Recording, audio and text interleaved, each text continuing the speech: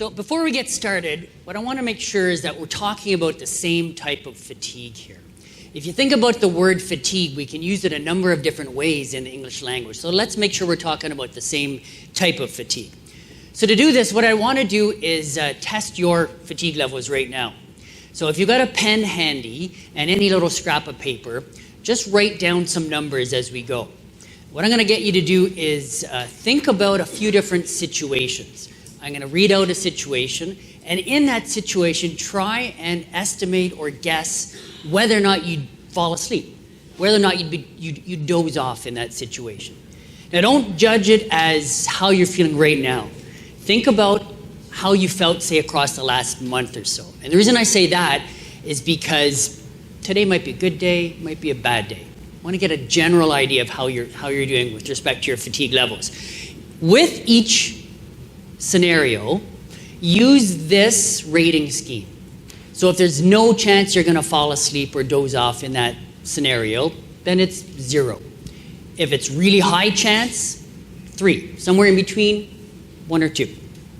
Okay, so first scenario, you're sitting down, you're reading, maybe not some material that's not terribly engaging.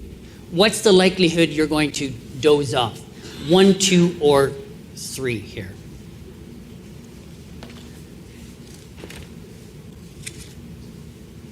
Next one, you're watching TV. Now, when you're watching TV, you're typically at home. You're in a comfortable chair, nobody's watching you. Okay? So if you're in this scenario, what's the likelihood you're going to doze off? If you are in a public place now, what's the likelihood you're going to doze off? So think about the large shopping malls where they've got the waiting areas, where people congregate. They've got a nice, comfortable couch. If you're in that scenario, what's the likelihood when you're sitting there, you're going to start dozing off? Now remember, you're in a public place, so people can watch you. They can see you falling asleep. In that scenario, what's the likelihood you'll fall asleep? 0 to 3. Next one. You're a passenger in a car, and you're traveling down, say, a nice country road, sort of a highway, maybe 80 kilometers an hour or so, but you're comfortable with the driver. What's the likelihood you're going to fall asleep or doze off then? You're the passenger. Next one.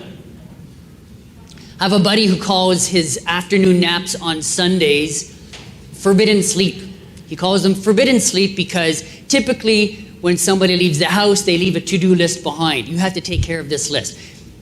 Husband, wife disappears, you've got some free time, well, you take a nap. So in that forbidden sleep scenario, middle of the afternoon, what's the likelihood you'll fall asleep or doze off? 0, 1, 2, 3.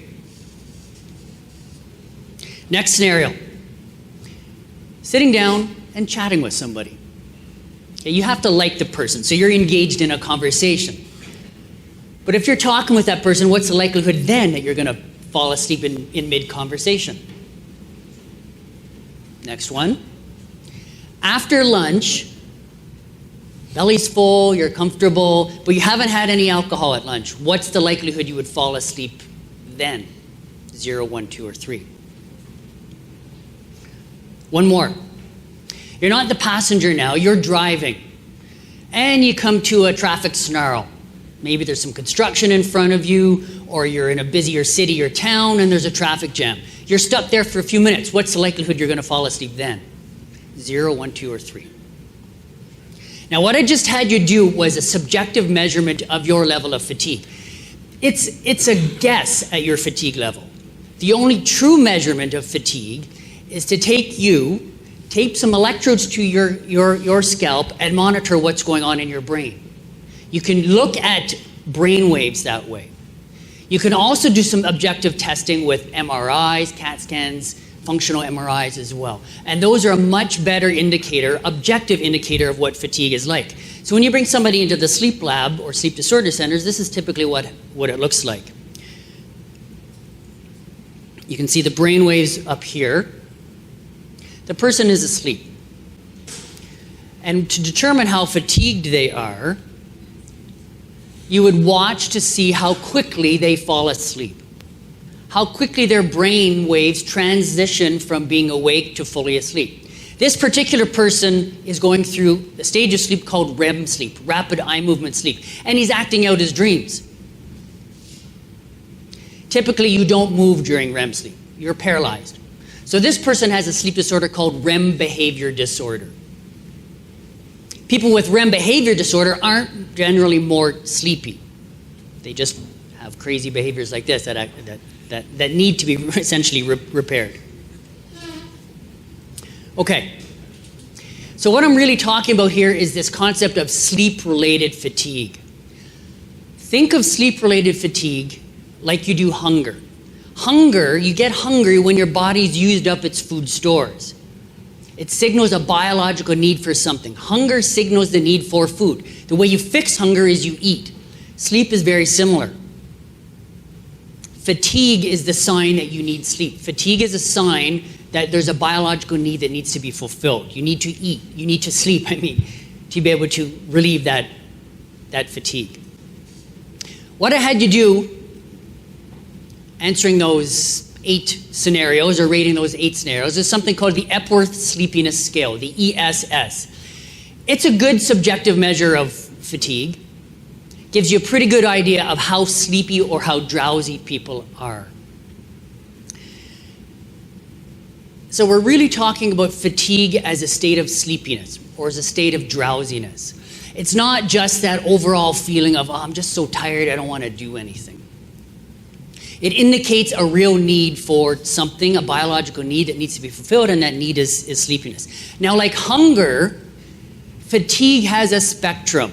It's not binary. You're not awake, fatigued. Hunger, after you eat, you're full. As your body uses up the food stores, you become hungrier and hungrier and hungrier until you get to that hangry point where you're angry and hungry. You need food now. Fatigue is the same way. You don't wake up after a great night of sleep, feel alert, and then bang, 1 second later you're fatigued. It takes some time for your body to use up the sleep that you've experienced, that you've obtained, and become fatigued. So there's a transition from being wide awake to being essentially fully asleep. When you're wide awake, so think about the last time you had a great night of sleep. It might be a while ago. So if you had a semi-good night of sleep, but you've appropriately used the right amount of caffeine that morning and you feel good, you're energized. If I was to ask you, how fatigued are you right now?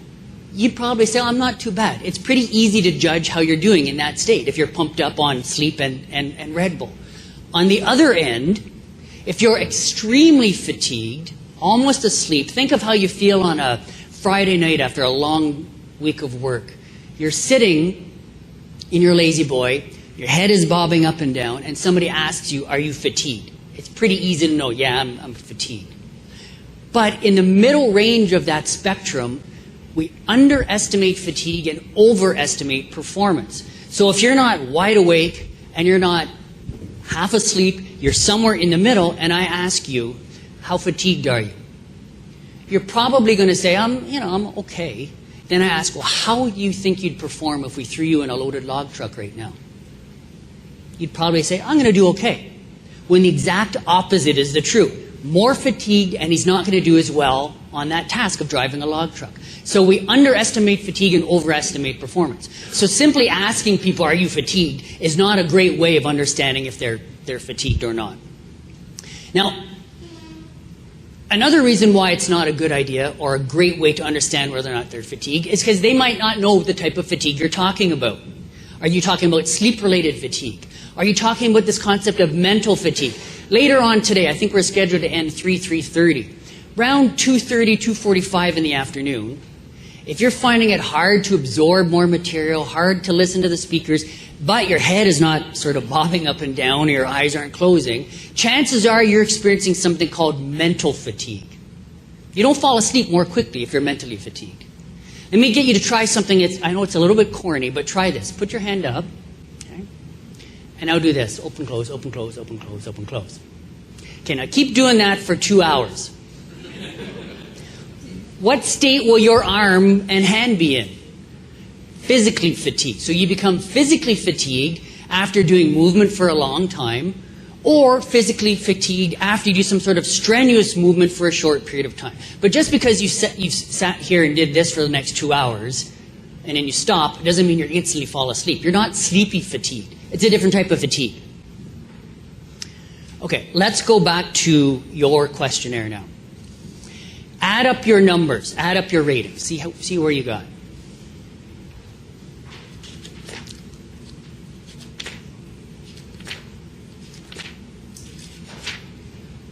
Okay, where we like to see people is between 1 and 6 for not being fatigued. Anything higher than 6, and there's a good chance you're too fatigued.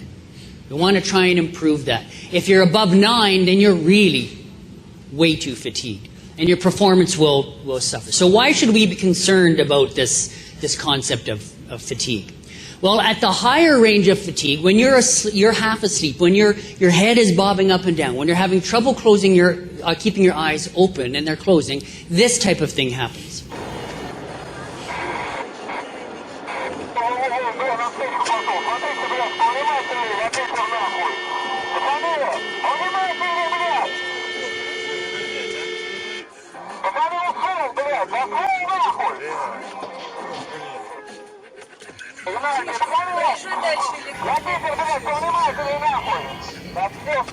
So this outcome likely happened because the person was dozing off as they're driving their truck.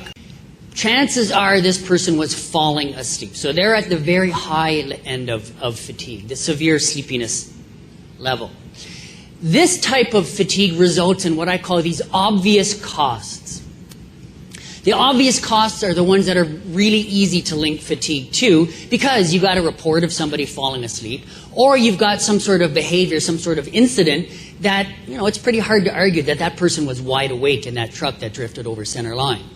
So these obvious costs are the ones that often get cited in the research, or mostly in the press and in the media, because there's some great stats to it, such as after every long shift meaning 12 hours, 13 hours or longer, you're at 16% greater risk of a motor vehicle incident as you're driving home from that shift. Other stats, NHTSA puts out some great stats. 100,000 incidents per year related to fatigue. Now the fatigue they're talking about again is the stuff that's easily reported. Somebody fell asleep, or somebody saw somebody falling asleep, or the person reported that they fell asleep. Other obvious costs. The National Sleep Foundation in the United States does a survey almost every year, and they choose a different topic. One topic that they chose in 2011, I believe it was fatigue in transportation, sleep in transportation. And they found that there's a great level of fatigue in the trucking industry, in aviation, in railway, in all commercial driving operations. They dug a little deeper. They found that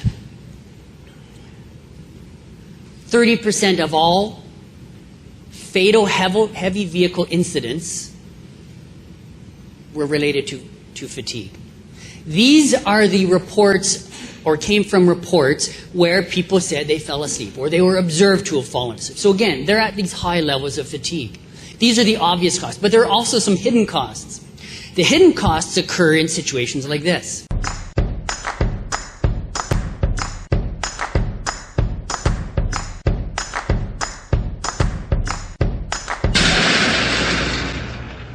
Whoa, that's not good.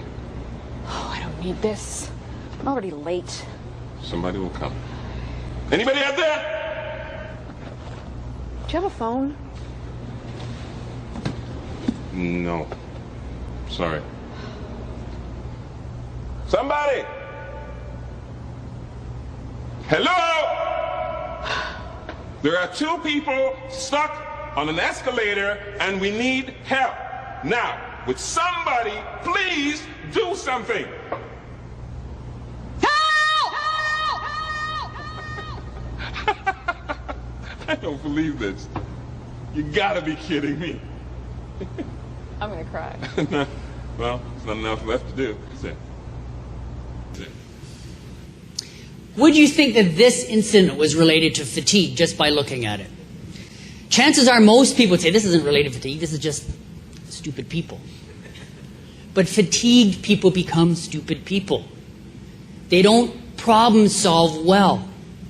So one of the performance abilities or human impairments that occurs when you're fatigued is you don't solve problems that well. If these people were fatigued, chances are they may not understand how to get off an escalator then. So problem solving gets impaired. Reaction time gets impaired. Decision making. The ability to remember things. Your short-term memory starts to fail. Not your long-term memory. You're still going to remember your kids' birthdays. But remembering, say, dispatches orders before somebody takes a truck out and 4 hours later trying to remember the dispatches orders or warnings, they might forget it if they're fatigued. This happens in the middle range of fatigue. This is where most of the hidden costs occur, where people are moderately fatigued, mildly fatigued. It also results in many incidents where people don't recognize their fatigue, or the hidden costs come from incidents where people haven't reported that, yeah, I fell asleep and I took the ditch, or I felt my head bobbing up and down and I banged some equipment together. The reason that these hidden costs are there and they remain hidden is because most safety investigations don't dig deep enough to understand whether or not people were fatigued, because they stop at the level of looking at whether or not there's evidence that people fell asleep, whether or not their eyes were drooping, whether or not they were seen falling asleep. When you dig a little deeper and you look for other signs and symptoms of fatigue, like performance impairments.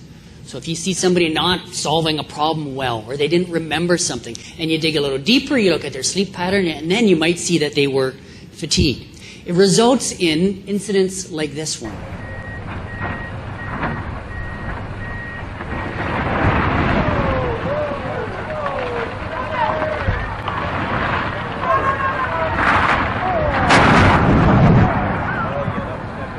Pretty hard to argue that that operator was fatigued. They were still engaged in controlling that equipment. But where the fatigue might have crept in this case was the operator's judgment of whether or not this is the right way to take that tower down, whether or not there was some other way they could have done it. Other fatigue incidents where the hidden costs are revealed because investigation was done a little differently. This is one I looked at in Alberta a number of years back. In this case, there was a log truck driver driving a loaded truck approaching a level crossing. On the left-hand side of the screen is a railway track. As the truck driver is approaching this crossing, he's maintaining speed, 60, 70 kilometers an hour, not slowing down. Doesn't see the warning light. As he's approaching the crossing, doesn't slow down. And doesn't react quickly enough to avoid the incident, to avoid the collision. In this case, the driver was not falling asleep. They were still able to navigate that turn, maintain speed. But where it failed was they weren't able to pay attention enough or focus enough to see or encode or bring in the information to avert the crash. They didn't see, they didn't pay attention to the train coming or the signal light. Or you get incidents like this one. What we had here was a couple celebrating their 25th wedding anniversary. And they were given this tour over the Grand Canyon by their children. We have them as passengers. We have a newly married 30-year-old pilot and two other people in the helicopter. They take off, they fly over the Grand Canyon, and then all of a sudden the pilot loses control of the helicopter. Helicopter goes down, kills all 5 people. In this case, the pilot lost control. So what we did was we didn't look at or stop by looking at, well, why was there a control loss? We dug a little deeper, and we found that there was an equipment failure. The equipment failure was that there was a split pin missing that attached a servo or attached a control arm to a servo that was integral to maintaining control of that aircraft, of the rotorcraft. Without that split pin in there, the arm worked off the servo and the pilot had no chance. He couldn't control the aircraft anymore. You dig a little deeper, we found that, or not we, the NTSB found, that the AMEs, the aircraft maintenance engineers, forgot to install that split ring or split pin. There was another component of memory that occurred in there as well, and that was the supervisor, the maintenance supervisor's role was to inspect it afterwards. He forgot to do the inspection.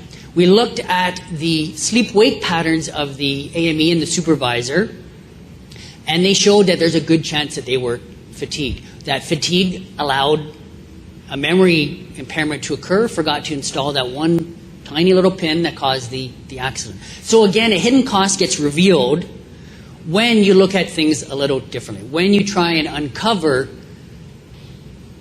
things that happen with lower levels of fatigue. Why do you want to look at lower levels of fatigue? Well, if you look at the stats that try to estimate how much or how fatigued people are, they show that fatigue is everywhere. If we look at your score on the Epworth Sleepiness Scale, chances are you didn't score 1 or 2. So just within this room, there's levels of middle range, low to middle range of fatigue. And that's consistent with what you see in the general population. 10% of people in North America are fatigued. And fatigued to the state where they might inadvertently experience an MVI, motor vehicle incident. Other stats, when you get into the transportation world, show other high levels of fatigue out there. 44% of this is United States data, but I have no reason to believe it's any different in Canada. 44% of truck drivers say they never get or rarely get a great night of sleep while they're working. If you don't get a great night of sleep, chances are you're going to feel fatigued. Now that's just the hidden costs to safety. If you look at the hidden costs in other components, other outcomes, you see that there's hidden costs in health. 28% of all sick leave is related to fatigue. People are calling in sick when they're really fatigued. 4.2 times as likely to catch a common cold if you're fatigued. Other hidden costs occur in productivity. So there's this great massive study came out in December of 2016, and it looked at the toll that fatigue takes across the board, across industry. In United States, the figure was $411 billion annually in direct costs related to fatigue.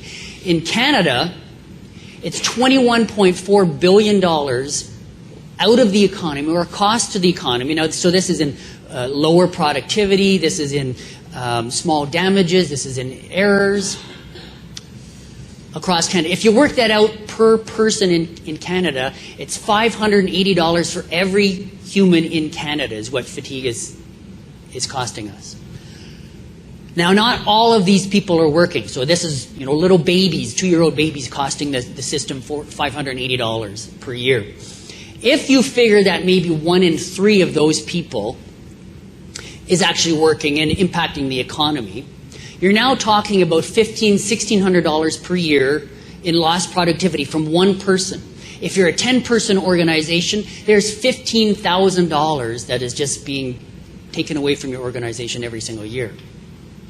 Across the board in Canada, you also see that about 80,000 lost workdays due to injuries, calling in sick, are directly related to fatigue. So we do have a bit of a problem, a bit of an issue with fatigue. Where do you start? How do we start to clean this up? How do we start to deal with the problem? What I like to do is get in and I measure it. First step, measure it. See how big the problem is. By measuring it, you now have a starting point, a benchmark, a baseline that you can then try and improve. You can intervene and see, can we move that benchmark forward a bit? It also gives me an idea of, well, just how big is this problem? If you took the Epworth Sleepiness Scale and you gave it to all of your employees, say you're a 10, 20-person organization, and you find in those 20 people, one person scores 9 and above, everybody else is down around 1 or 2. Well, now the scope of the problem isn't that great, isn't that huge. So maybe you don't need to throw that many resources towards that problem. But the flip side then is, what happens if you find 19 out of 20 are scoring really high on the Epworth scale? Now you know that you've got a really big problem within your organization, and you can then argue for more resources to remedy the problem. The third reason I like to measure it as a first step is because it also gives me a comparator. I can now compare. So if we've moved fatigue from excessive or severe to moderate severe, is that good enough? Well, we've improved things, so if you stop there, you'd say, yeah, great, pat us on the back, we've done a good job, we've improved our fatigue levels. But it still might not be safe enough. So if you can compare it to what industry benchmarks are looking at with respect to fatigue levels and keeping performance high and safety high, then you can see, well, how close are we to that benchmark? It also allows organizations to cross-compare too. So if you've got one organization that has got a great safety record, you look at their fatigue levels and they're at the really low range. Well, if you move from high to moderate, you're nowhere near where they're at. So you want to bring it even further. So it's a great cross-industry way of comparing your progress. How do you measure it? Epworth Sleepiness Scale is a great way of starting. It's a subjective measure. But it doesn't really tell you why you're fatigued. It just tells that there's a certain level of fatigue out there. So you wouldn't know where to start implementing solutions. You wouldn't know how to target those solutions. So another low-tech solution or way of measuring fatigue is to use this idea of a sleep debt. A sleep debt is based on the idea that we need about 8 hours of sleep for every 24 hours of life, which gives you a ratio of 1 to 2, or 8 hours of life gives you, or 8 hours of sleep gives you 16 hours of wakefulness. The way I've done this is I've had the organizations or people within the organization just keep track of their sleep. They write down when they went to sleep, when they got up, how long it takes them to fall asleep, whether or not there's any awakenings, and they feed that back to the project manager, and they can then work out how big is the sleep debt per person and average it out across the industry. Great way of doing it.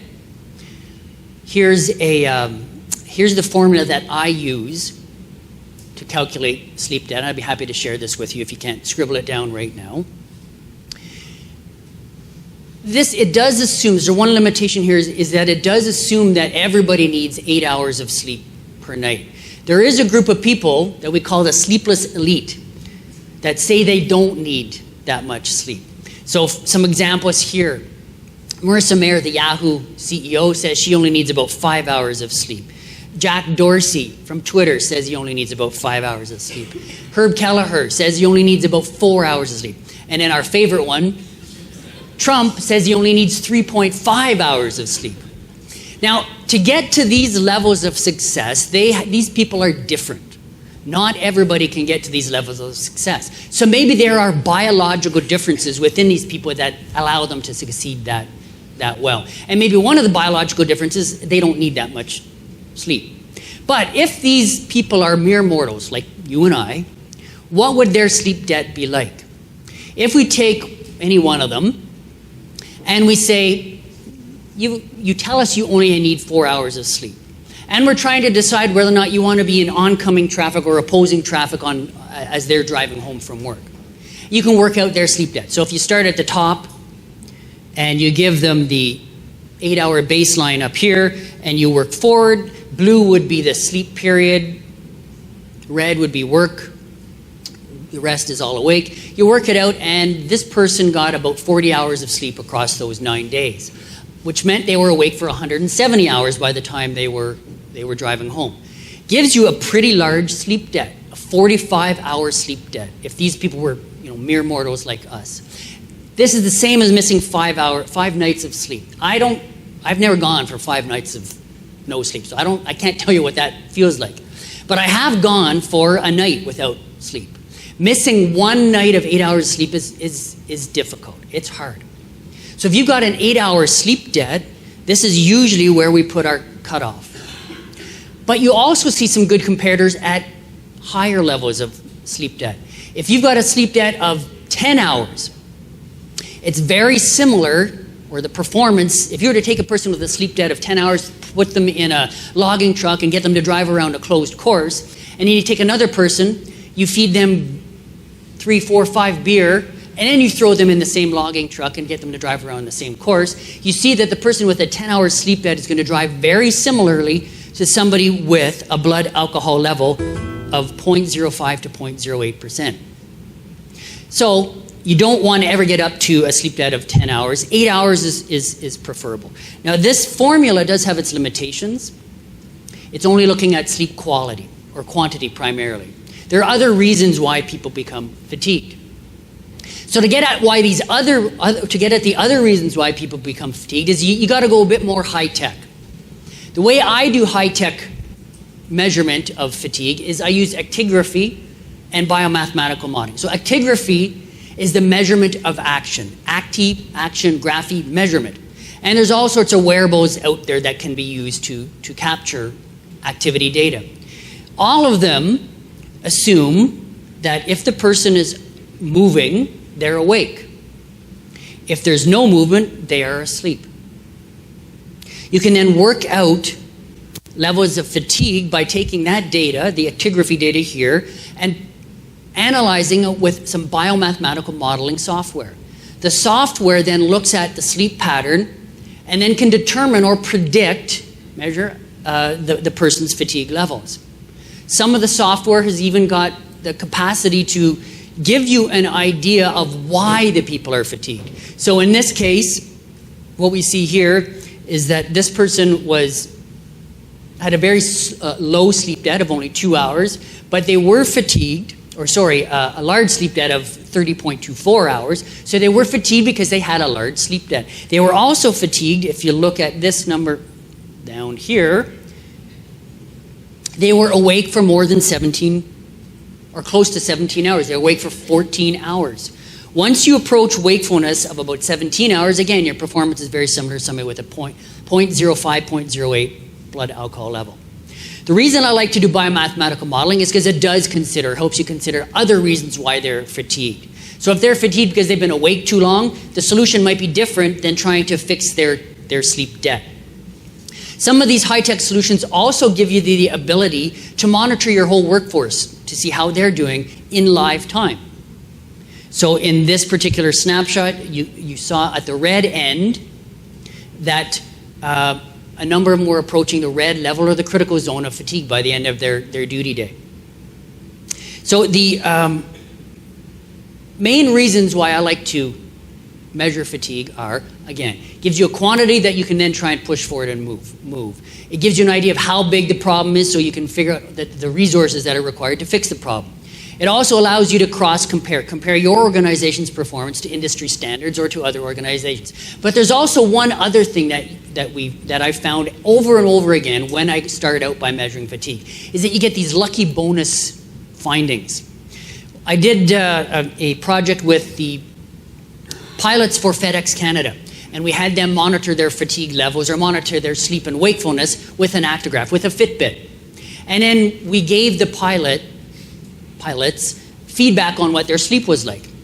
One of the pilots came up to me and said, you know what, this is great. I thought I was sleeping well, thought I was optimizing my sleep and prioritizing it, but now I see that I'm really not. So it gave the person some immediate feedback. And then that person then said, you know what, I've been using or managing my fatigue as I'm flying the aircraft with something called countermeasures. Countermeasures are things that you can do to fight fatigue that's hitting you already.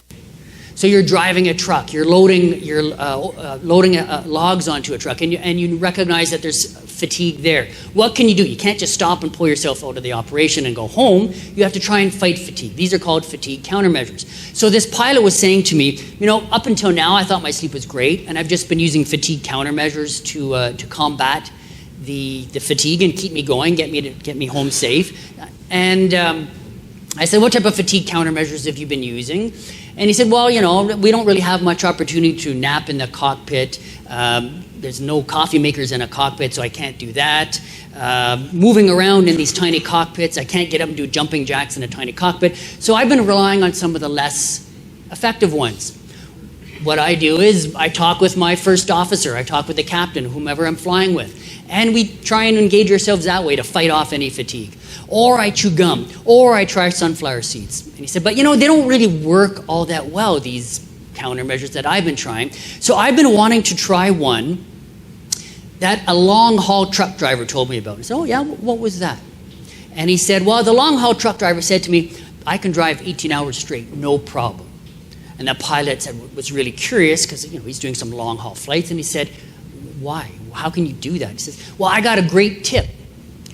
Pilot, try what I do. I'm the truck driver. Here, try what I do. When you feel your head bobbing up and down like this in the cockpit, reach down into the little pouch on the side of the cockpit wall and pull out a little metal tool. The pilot says, well, what's that metal tool? And the truck driver says, that metal tool is a pair of tweezers. What I do with the tweezers is when I feel my head bobbing up and down, I jam the tweezers up my nose, I grab as much hair as I possibly can, and I rip it out. That keeps me awake. It fights any fatigue I might be experiencing. So my challenge to you is, first of all, see if you can come up with a better fatigue countermeasure than that. But also to start thinking about measuring fatigue, either with a low-tech method or some sort of high-tech method. Any questions about fatigue? How to measure it, how to look at it, where to start, impacts of fatigue? Yes, sure. Is it easier to measure daily, weekly, monthly? Because most drivers are on a schedule, right? Yeah. There's a number of different ways you can do it. The Epworth Sleepiness Scale kind of gives you a global measure. And remember, the way I had you do it was I said, think about how you've been over the last month or so. That's sort of a monthly measure. There's another one called the Karolinska Sleepiness Scale, the KSS. And the way it's framed is to assess your level of fatigue right now at a moment in time. So that's a good instant measurement. You can also then do some of the, like maybe a combination of low-tech and high-tech and look at sleep debt across a week or so. So there's a variety of methods you can do it. Neither one is harder or easier.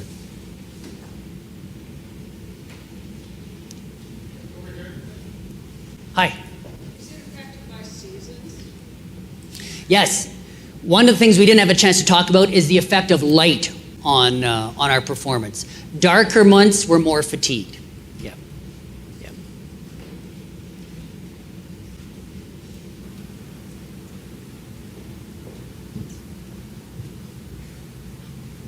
I'll set a good example by waiting for the mic. There was a study done in the Arctic where people were deprived of time and allowed to sleep for whatever they needed, and I think it showed more like 10 hours than 8 hours. Any comments on that? Yeah. So back in the 70s and 80s, we were doing all, again, I say we, but the research community was doing all this really interesting behavioral research to try and test the limits of sleep and performance. One of the things that they found is when they do what they call free running experiments. So they take people, they throw them in a simulated cave, they remove all time cues, and they just let the people live as they want to live. And what you see is that people will normalize at about 9.5 hours of sleep per day. The problem with sleeping for 9 hours a day is it doesn't fit within the way we work as a society or the 24-hour clock. If you're sleeping 9.5, 10 hours a day, chances are you're not going to be fatigued enough to fall asleep at 11 or 12 o'clock at night. So we shorten our sleep duration just a little bit to ensure that we can stay within this 24-hour day. Yeah. The trick is, how short can you make it? You go too short and then you're fatigued on duty or in a risky situation. You want to be fatigued when it's time to be fatigued, at the end of the day or before sleep. Got time for one more question? So kind of more of a statement, just your thoughts on, so one of the key learnings from this would be we can measure what our fatigue levels might be, but the key would be to deliver or to develop programs that would ensure that all of our employees are getting enough sleep for the job that they're going to be expected to do, and to ensure that they are getting a good night's sleep for setting them up for that, for that success. So I would think that if we've got some good guidelines already as to what a person needs to have in terms of sleep to be able to be effective, then we just base it off of that and develop our programs around that, as opposed to worrying about whether we're going to be able to measure how much sleep does that person need, in the wintertime and in the summertime. Just go off that standard and develop the program based around that. So being proactive about it. Yeah, and I agree with that. One of the first steps is this awareness that we've launched into. And once people know that you need the right quality and, as you said, quality of sleep, then you can help people get that. And chances are you're going to make an improvement.